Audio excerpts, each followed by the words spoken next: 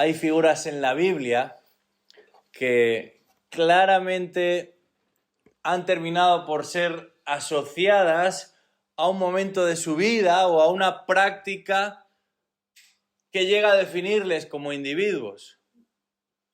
Por ejemplo, podemos pensar en la figura de David y nos acordamos inmediatamente de la honda en su mano y del gigante Goliat. Podemos pensar en Jonás y definitivamente en nuestra mente se va a ese gran pez que se lo tragó. Podemos pensar en Elías y nos lo imaginamos en un carro de fuego subiendo hacia el cielo. Eso mismo le sucede a Daniel.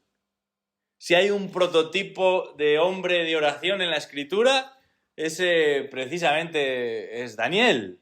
Y pensar en la oración en la Biblia inevitablemente tiene que ver con pensar en la persona de Daniel.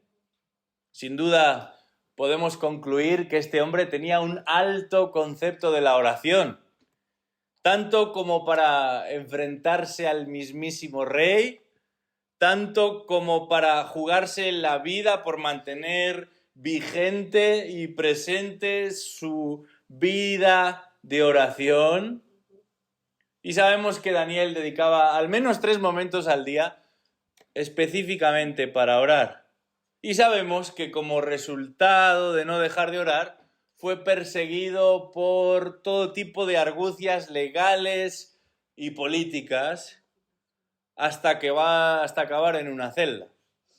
Y no simplemente como un prisionero al uso, sino más bien como menú de cena para un grupo de leones hambrientos. Sin embargo, como creyentes en Cristo, a los que se le ha dado también acceso directo al trono de la gracia por medio de la sangre del Cordero de Dios, al pensar en este hombre Daniel, no solamente nos admiramos de su vida de oración, sino que nos preguntamos cómo es que él se acercaba a Dios en oración. ¿Qué es lo que incluiría este hombre en sus oraciones? ¿Cómo oraba Daniel y de qué manera yo puedo aprender de un gigante en la oración? Os invito a abrir vuestras Biblias para responder a estas preguntas al capítulo 9 de este libro de Daniel. Porque el capítulo 9 de este libro de Daniel nos va a hablar precisamente de estas cuestiones. Y vamos a leer comenzando en el versículo 1 de Daniel, en adelante hasta el 19. Vamos a leer ahí. Dice así la palabra de Dios. En el año primero de Darío, hijo de Asuero, descendiente de los Medos, que fue constituido rey sobre el reino de los caldeos, en el año primero de su reinado, yo, Daniel, pude entender en los libros el número de los años en que por palabra del Señor, que fue revelada al profeta Jeremías, debían cumplirse las desolaciones de Jerusalén. 70 años.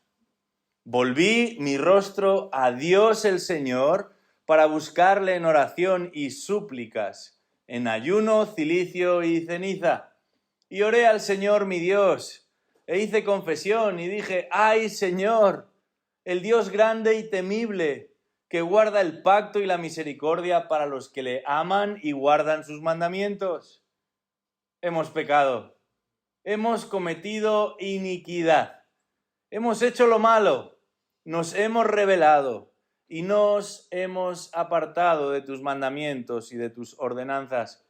No hemos escuchado a tus siervos los profetas que hablaron en tu nombre a nuestros reyes, a nuestros príncipes, a nuestros padres y a todo el pueblo de la tierra. Tuya es la justicia, oh Señor, y nuestra la vergüenza en el rostro, como sucede hoy a los hombres de Judá, a los habitantes de Jerusalén y a todo Israel, a los que están cerca y a los que están lejos, en todos los países a donde los has echado, a causa de las infidelidades que cometieron contra ti. Oh Señor, nuestra es la vergüenza del rostro, y de nuestros reyes, de nuestros príncipes y de nuestros padres, porque hemos pecado contra ti. Al Señor nuestro Dios pertenece la compasión y el perdón, porque nos hemos rebelado contra Él. y no hemos obedecido la voz del Señor nuestro Dios para andar en sus enseñanzas, que Él puso delante de nosotros por medio de sus siervos los profetas. Ciertamente todo Israel ha transgredido tu ley y se ha apartado sin querer obedecer tu voz. Por eso ha sido derramada sobre nosotros la maldición y el juramento que está escrito en la ley de Moisés, siervo de Dios, porque hemos pecado contra Él. Y Él ha confirmado las palabras que habló contra nosotros y contra nuestros jefes que nos gobernaron, trayendo sobre nosotros gran calamidad, pues nunca se ha hecho debajo del cielo nada como lo que se ha hecho contra Jerusalén. Como está escrito en la ley de Moisés, toda esta calamidad ha venido sobre nosotros, pero no hemos buscado el favor del Señor nuestro Dios, apartándonos de nuestra iniquidad y prestando atención a tu verdad. Por tanto, el Señor ha estado guardando esta calamidad y la ha traído sobre nosotros, porque el Señor nuestro Dios es justo en todas las obras que ha hecho, pero nosotros no hemos obedecido su voz. Y ahora, Señor Dios nuestro, que sacaste a tu pueblo de la tierra de Egipto con mano poderosa y te has hecho un nombre, como hoy se ve, hemos pecado, hemos sido malos. Oh Señor, conforme a todos tus actos de justicia, apártese ahora tu ira y tu furor de tu ciudad, Jerusalén, tu santo monte, porque a causa de nuestros pecados y de las iniquidades de nuestros padres, Jerusalén y tu pueblo son el oprobio de todos los que nos rodean. Y ahora, Dios nuestro, escucha la oración de tu siervo y sus súplicas, y haz resplandecer tu rostro sobre tu santuario desolado por amor de ti mismo, oh Señor. Inclina tu oído, Dios mío, y escucha. Abre tus ojos y mira nuestras desolaciones y la ciudad sobre la cual se invoca tu nombre, pues no es por nuestros propios méritos que presentamos nuestras súplicas delante de ti, sino por tu gran compasión. Oh, Señor, escucha. Señor, perdona. Señor, atiende y actúa. No tardes, por amor de ti mismo, Dios mío, porque tu nombre se invoca sobre tu ciudad y sobre tu pueblo. Hasta aquí nuestra lectura en esta noche de esta oración tremenda de Daniel. Daniel es conocido por aquella noche que pasó entre los leones.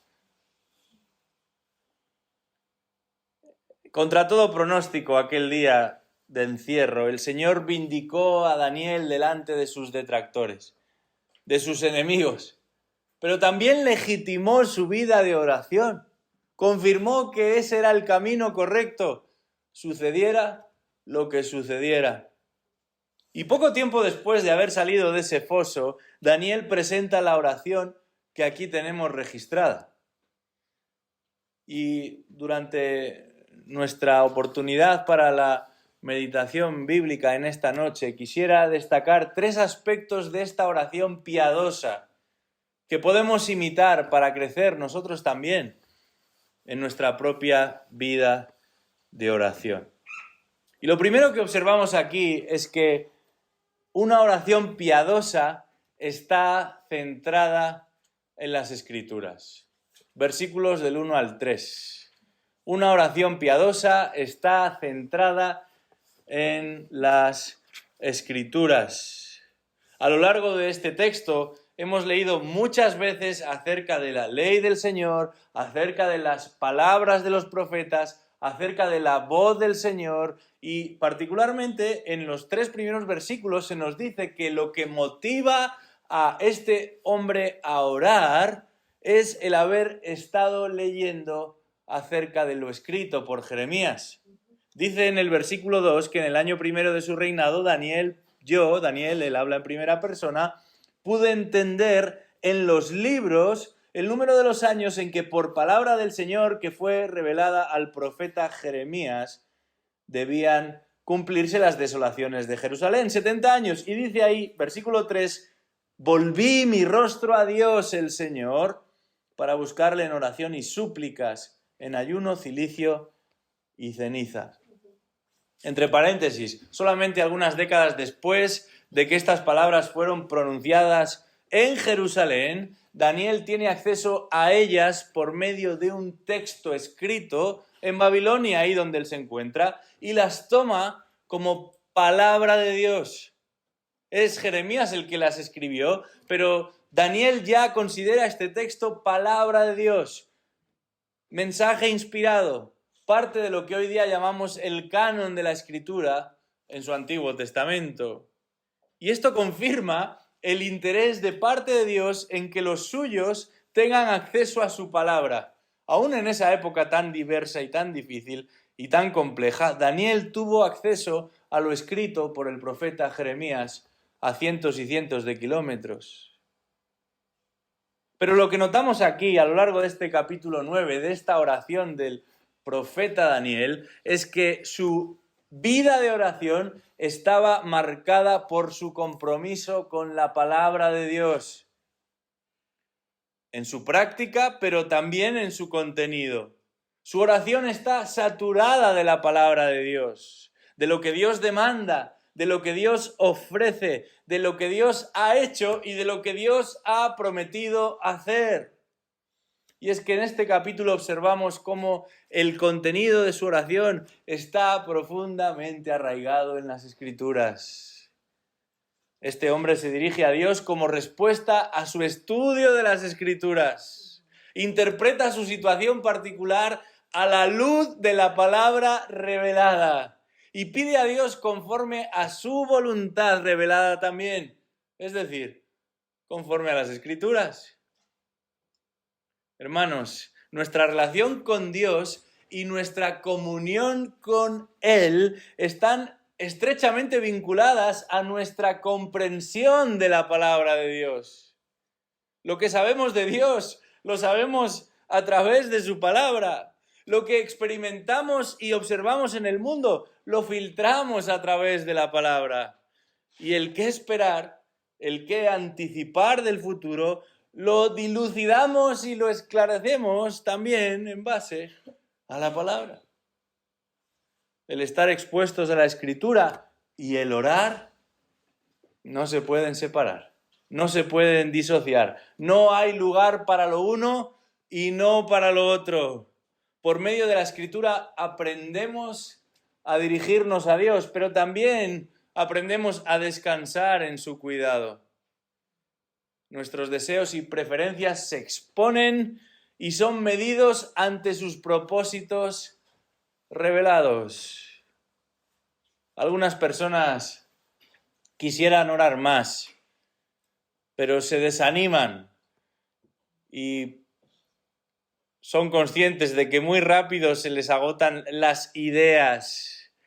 Los temas parece que no fluyen con soltura ni con facilidad y uno termina a veces por repetir los mismos tópicos, las mismas expresiones que salen sin pensar, sin meditar, que pertenecen a una jerga, a un lenguaje evangélico y muchas veces si pesásemos nuestras oraciones, todo sería paja en medio de esas expresiones aprendidas de memoria. Sin embargo, cuando vivimos en la Escritura, en primer lugar somos conscientes a quién nos dirigimos, pero en segundo lugar nuestra perspectiva deja de ser la nuestra y pasa a ser la de Dios. Cuanto más conozco la Escritura, más deseo acercarme al Dios de la Escritura. Mis intereses egoístas se desvanecen, se deshacen, mientras que su gloria se convierte en algo primordial aún para mi oración.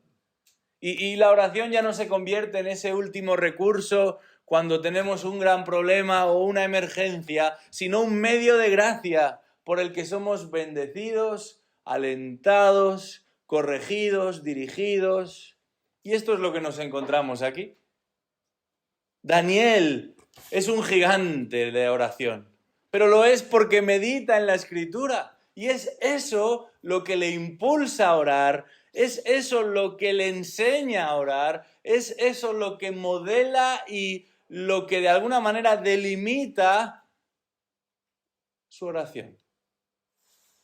La palabra de Dios lo mueve y lo impulsa a acercarse a Dios, pero acercarse a Dios de una manera humilde. Eso es lo que le sucedió a Daniel. Dice el versículo 3 que volvió su rostro a Dios, el Señor, para buscarle en oración y súplicas, en ayuno, cilicio y ceniza. Daniel leyó y creyó la palabra de Dios dada al profeta Jeremías. Y algunos consideran que este pasaje es uno de los más importantes de la Biblia en cuanto al asunto de la profecía. Y para Daniel, si cabe, tenía todavía más relevancia porque él había experimentado el exilio en primera persona y anhelaba la restauración del reino de Jerusalén. Y eso le llevó a orar, pero a orar no solamente por sí mismo, sino por todo su pueblo. Pero no importa cuál sea la sección de la Escritura que estemos estudiando, porque un análisis adecuado, una meditación acertada de las Escrituras siempre nos llevará a los pies de su autor. Como aplicación práctica a este primer aspecto que encontramos en este texto, en esta oración piadosa, podemos y debemos usar la Biblia como base, como fundamento para nuestras oraciones. Podemos y debemos usar la Biblia como base, como fundamento para nuestras oraciones. A veces leyendo y sumándonos a lo que el texto dice, a veces respondiendo a lo que el texto dice, como es este caso, respondiendo con confesión, con acción de gracias, con alabanza, con súplicas, inclusive reclamando algunas de esas promesas que el Señor nos ha confirmado a través de su palabra. Todo eso lo podemos hacer si oramos con la Escritura. O dicho de otra manera, nada de eso lo podemos hacer si oramos al margen de la Escritura. Esto es lo primero que observamos aquí, pero hay un segundo aspecto de la oración piadosa, y es que una oración piadosa es crítica con el pecado. Crítica con el pecado. Y eso lo encontramos en los versículos 4 al 14. En estos versículos 4 al 14 notamos un fuerte rechazo al pecado, un fuerte rechazo a aquello que Dios rechaza, al mal y a los que practican el mal. Comenzando por los propios judíos, entre los que Daniel también se incluye. Qué interesante que es estar continuamente expuestos a las Escrituras, ese tener comunión con Dios agudiza nuestra sensibilidad espiritual, si lo podemos decir de esa manera. Nos mantiene alerta y despiertos, porque el pecado y la oración son dos elementos irreconciliables entre sí. Y varias veces en este pasaje, Daniel se expresa con estas palabras: nuestra es la vergüenza del rostro. Y ahí no solamente se va a incluir a él de manera general, dice, y de nuestros reyes, de nuestros príncipes, de nuestros padres, porque hemos pecado contra ti. No importa quién esté detrás del pecado, no importa quién esté detrás de la maldad, a un hombre o a una mujer que oran, la persona de Dios les lleva inevitablemente a confesar el pecado, a renunciar al pecado, a rechazar el pecado, ante, como dice Daniel, la vergüenza de rostro que provoca estar en la presencia de Dios, sabiendo que Él es santo y nosotros no lo somos. No es posible que el pecado y la oración cohabiten bajo un mismo techo de manera habitual, de manera continuada. Y esta crítica al pecado en la oración de Daniel se manifiesta por medio de dos elementos. Por un lado, por medio de la confesión de su pecado y del pecado del pueblo. Y ya lo he dicho, pero no podemos perder de vista que Daniel se incluye en esta confesión. Y se incluye en esta confesión no por deformación profesional. Daniel estaba acostumbrado a mediar entre el pueblo y el soberano rey. Y él tenía que incluirse como parte del pueblo cuando intentaba lograr algo para el pueblo. Era así como funcionaban los discursos y los acercamientos ante el soberano rey en esa tierra de Babilonia. No habla en estos términos porque está siguiendo un protocolo.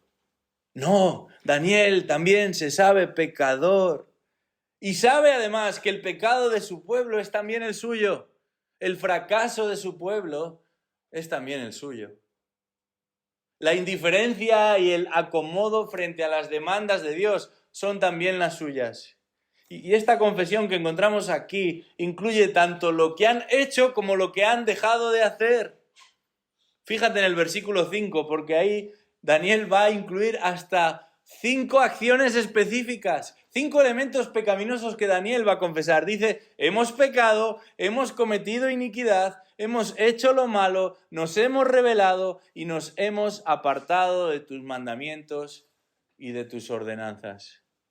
Pero esta confesión no se limita solo a lo que han hecho mal, sino también a lo que han omitido, a lo que han dejado de hacer bien.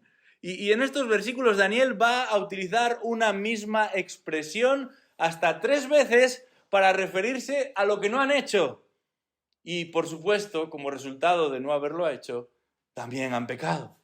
Daniel dice en el versículo 6, no hemos escuchado a tus siervos los profetas que hablaron en tu nombre a nuestros reyes, a nuestros príncipes, a nuestros padres y a todo el pueblo de la tierra. Versículo 10. No hemos obedecido la voz del Señor nuestro Dios para andar en sus enseñanzas que Él puso delante de nosotros por medio de sus siervos los profetas. Versículo 13. Como está escrito en la ley de Moisés, toda esta calamidad ha venido sobre nosotros, pero no hemos buscado el favor del Señor nuestro Dios, apartándonos de nuestra iniquidad y prestando atención a tu verdad. Daniel dice, no hemos escuchado la palabra de Dios, no hemos obedecido la palabra de Dios, no hemos buscado el favor de Dios. Podemos decir, sin temor a equivocarnos, que el omitir lo que Dios les había mandado los condujo a cometer aquello contra lo que Dios les había advertido. Y eso es algo que nos sucede a nosotros también. Cuanto menos expuestos estamos a las Escrituras, cuanto menos oramos, más lejos estamos de Dios. Esto, dice Daniel, es lo que les ha sucedido. Pero no de un día para otro. Sí, de un día para otro, de un mes para otro, de un año para otro. El pueblo de Dios se fue alejando progresivamente de la palabra de Dios y de la presencia de Dios por medio de la oración. Jeremías, al que Daniel menciona aquí, lo había constatado de una manera muy gráfica en el capítulo 6 de su libro. Dice ahí, así dice el Señor, paraos en los caminos y mirad, y preguntad por los senderos antiguos, ¿cuál es el buen camino? Y andad por él, y hallaréis descanso para vuestras almas. Pero dijeron, no andaremos por él. Y puse centinelas, es decir, vigilantes sobre vosotros que dijeran, escuchad el sonido de la trompeta. Pero dijeron, no escucharemos. Daniel es consciente de ello. Daniel lo sabe. Y por eso ora. Porque no debemos olvidar que la oración funciona también como protección frente a la frialdad, como protección frente al endurecimiento espiritual. Y Particularmente la confesión funciona como un elemento purificador. Recordemos las palabras del apóstol Juan en su primera epístola, capítulo 1, versículo 9. Si confesamos nuestros pecados, Él es fiel y justo para perdonar nuestros pecados y para limpiarnos de toda maldad. De la misma forma que el caminante recurría al cántaro para limpiar sus pies sucios del camino, el cristiano confiesa sus pecados buscando restaurar su comunión con el Señor. Y en nuestro caso, y por la gracia de Dios, lo hacemos sabiendo que la sangre de su Hijo Jesucristo nos limpia de todo pecado. Notamos, salta a la vista, que Daniel no busca excusas aquí, no trata de justificar la actitud del pueblo en base a las dificultades, a las circunstancias hostiles, adversas, a la presión social, a los cambios de modas, de tiempos, de costumbres, de creencias, de cosmovisión. Al contrario, rechaza su pecado sin paliativos. Y notamos cómo la oración apropiada ha de incluir, es necesario, un elemento de confesión. Pero por otro lado también un elemento de reconocimiento. Reconocimiento de quién es Dios, pero también, en este caso, de quiénes eran ellos. Reconocimiento de las perfecciones de Dios, pero también, en este caso, de cuál ha sido la actitud del pueblo. Y uno nunca es tan consciente de su propia indignidad hasta que contempla al que es 3 veces santo. Aquel ante quien ninguno puede permanecer en su presencia y sobrevivir. Y ese reconocimiento que observamos en el texto, en la oración, confirma que la confesión es genuina, verdadera, sincera, honesta, porque uno sabe que es culpable delante de Dios, porque uno sabe que lo natural sería sufrir el castigo, y es por eso que, como dice Daniel, se produce la vergüenza, y por 2 veces en el versículo 7 y 8 insiste, tuya es la justicia y nuestra la vergüenza de rostro. Sin embargo, uno también sabe que Dios no nos trata como merecemos. De manera que en esta oración se reconoce la justicia de Dios, pero también su misericordia. Sería muy interesante analizar de qué manera va a hablar Daniel de Dios en este capítulo 9 en su oración. Y solamente voy a mencionar algunos de estos momentos. En el versículo 4 dice ahí, Señor, el Dios grande y temible que guarda el pacto y la misericordia para los que le aman y guardan sus mandamientos. En el versículo 7 se dice de Dios que Él es el dueño de toda la justicia. En el versículo 9 dice ahí que a Dios pertenece la compasión y el perdón. O en el versículo 14 dice ahí, el Señor ha estado guardando esta calamidad y la ha traído sobre nosotros porque el Señor nuestro Dios es justo en todas las obras que ha hecho. Son solamente algunos ejemplos, podríamos mencionar más simplemente en esta oración. Se trata no simplemente de una oración en la que se expresa la cercanía y la comunión con un Dios santo, sino que al mismo tiempo se es verdaderamente crítico con el pecado. Y ese rechazo a lo malo, a lo que ofende a Dios, se manifiesta por la confesión del pecado, pero también por el reconocimiento de ese Dios que rechaza a su vez el pecado.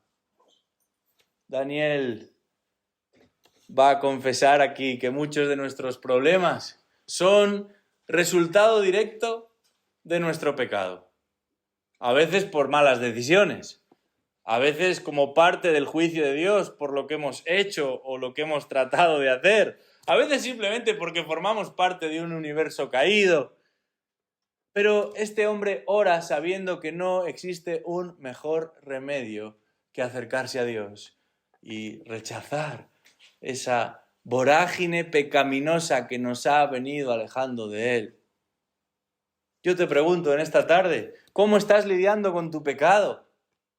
¿Qué porcentaje de tus oraciones lo dedicas a reflexionar en cuanto a este asunto? Y no me refiero al pecado de otros, me refiero al tuyo propio. ¿Eres consciente, como lo fue Daniel, de su propio pecado cuando te acercas a Dios en oración? Porque Él nos regala la oración como un medio para protegernos contra el pecado, pero también para sacudirnos de nuestro pecado y volvernos hacia Él. Tenemos que avanzar y hay un tercer elemento que observamos en la oración piadosa que nos puede ayudar a nosotros también a crecer en nuestra vida de oración. Y es el siguiente: una oración piadosa confía en la intervención de Dios. Es por eso que oramos, ¿verdad? Confiamos en que Dios va a intervenir. Y esto lo encontramos en los versículos 15 al 19. Vamos a leerlos una vez más. Dice ahora el versículo 15. Ahora, Señor Dios nuestro, que sacaste a tu pueblo de la tierra de Egipto con mano poderosa y te has hecho un nombre como hoy se ve. Hemos pecado, hemos sido malos. Oh Señor, conforme a todos tus actos de justicia, apártese ahora tu ira y tu furor de tu ciudad, Jerusalén, tu santo monte, porque a causa de nuestros pecados y de las iniquidades de nuestros padres, Jerusalén y tu pueblo son el oprobio de todos los que nos rodean. Y ahora, Dios nuestro, escucha la oración de tu siervo y sus súplicas. Haz resplandecer tu rostro sobre tu santuario desolado, por amor de ti mismo, oh Señor. Inclina tu oído, Dios mío, y escucha. Abre tus ojos y mira nuestras desolaciones y la ciudad sobre la cual se invoca tu nombre. Pues no es por nuestros propios méritos que presentamos nuestras súplicas delante de ti, sino por tu gran compasión. Oh Señor, escucha. Oh Señor, perdona. Atiende y actúa. No tardes por amor de ti mismo, Dios mío, porque tu nombre se invoca sobre tu ciudad y sobre tu pueblo. Una oración piadosa confía en la intervención de Dios. Y aquí Daniel pide a Dios que escuche, que perdone, que atienda, que actúe. Pero en estos últimos versículos va a clarificar también que su confianza en el hecho de que Dios conteste no se basa en que ellos lo merezcan. La confianza de Daniel no está ni en su pueblo, ni siquiera en él mismo, sino en Dios. Por eso dice, escucha por amor a tu nombre. Perdona los pecados por la indignidad de los pecados. Atiende las súplicas para testimonio de otros pueblos. Actúa con poder para alabanza de tu gloria. Qué manera tan adecuada y sabia de dirigirse a Dios. ¿Es egoísta pedirle al Señor que Él nos salve en medio de una situación, aunque no nos lo merezcamos? Podríamos llegar a pensar esto, ¿verdad? Somos muy conscientes de que no merecemos nada de misericordia. ¿Deberíamos orar en ese caso? Bueno, Daniel nos demuestra que sí, porque aunque nosotros somos los primeros beneficiados, toda la gloria es para aquel que nos salva. La palabra de Dios nos enseña que todo lo que Dios hace redunda para su propia gloria. Aún el castigarnos, aún el rescatarnos cuando no lo merecemos. Y cuando oramos con esto en mente, podemos estar seguros de que Él siempre contestará nuestras oraciones. Esto es lo que Jesús claramente enseñó a sus discípulos en el aposento alto. Juan 14:13 dice, todo lo que pidáis en mi nombre, lo haré. ¿Para qué? Para que el Padre sea glorificado en el Hijo. Y el texto ahí en el capítulo 4 de Santiago nos advierte de esta misma manera, no tenéis porque no pedís, y pedís y no recibís porque pedís con malos propósitos para gastarlo en vuestros propios placeres. Podemos estar seguros de que a lo largo de su vida Daniel oró y pidió muchas cosas al Señor. Incluso podríamos hacer el cálculo, ¿verdad? Teniendo en cuenta que a un ritmo de 3 oraciones diarias a lo largo de su larga vida, Sin embargo, es muy probable que ninguna de ellas respondiese, o mejor dicho, recibiera una respuesta tan inmediata como esta. Dice el texto que aún mientras Daniel oraba, se le apareció un ángel. Y no cualquier ángel, el ángel Gabriel, para dar respuesta específica a su oración en los versículos 21 al 23. Lo podéis leer de camino a casa si no estáis conduciendo. No tenemos tiempo ahora, ni es el momento de analizar la respuesta, pero aquí Daniel nos recuerda que no hay mejor garantía para nuestras peticiones que el orar conforme a la voluntad de Dios. De esa manera, nunca seremos defraudados. De esa manera, podremos descansar tranquilos sabiendo que el Señor no solo va a contestar, sino que su resolución va a ser la mejor posible. Como nos enseña también el capítulo 12 de Romanos, ¿verdad? La voluntad del Señor es buena, es agradable, es perfecta, por eso oramos, como el Hijo nos enseña en el capítulo 6 de Mateo, a orar en conformidad a la voluntad del Padre. Qué ejemplo tan oportuno encontramos aquí en Daniel 9, tan aprovechable para nosotros hoy. Y no hace falta que tengamos una gran capacidad discursiva para orar de esta manera. Al contrario, dejemos nuestros discursos para otros momentos y otras ocasiones. La oración piadosa es una oración centrada en las Escrituras, crítica con el pecado y confiada en la intervención de Dios. Que el Señor nos ayude a acercarnos a Él de esta manera, sabiendo que si eres del Señor, estás en una mejor posición que Daniel para dirigirte a Él, porque el Espíritu Santo de Dios te capacita y aún el mismo Cristo intercede en tu favor delante de Dios Padre. Qué preciosa realidad de pensar en la Trinidad, actuando para que tus oraciones sean aquello que conviene a Dios, a ti mismo y a la Iglesia de Cristo de la que formas parte. Vamos a orar para darle las gracias en esta noche. Padre nuestro, te alabamos en este día por hombres como Daniel, no solamente por su elocuencia y sabiduría, sino porque hizo algo que todos nosotros estamos llamados a hacer, y es dar oído a tu palabra, ponerla en el lugar que le corresponde y, gracias a tu misericordia también, obedecerla. Y eso queremos hacer nosotros también, aún comenzando con nuestra propia vida de oración. Ayúdanos, oh Dios, a dirigirnos a ti de una manera adecuada. Ayúdanos, oh Dios, a presentar delante de ti las peticiones adecuadas. Ayúdanos, oh Dios, a confiar en que tú responderás adecuadamente.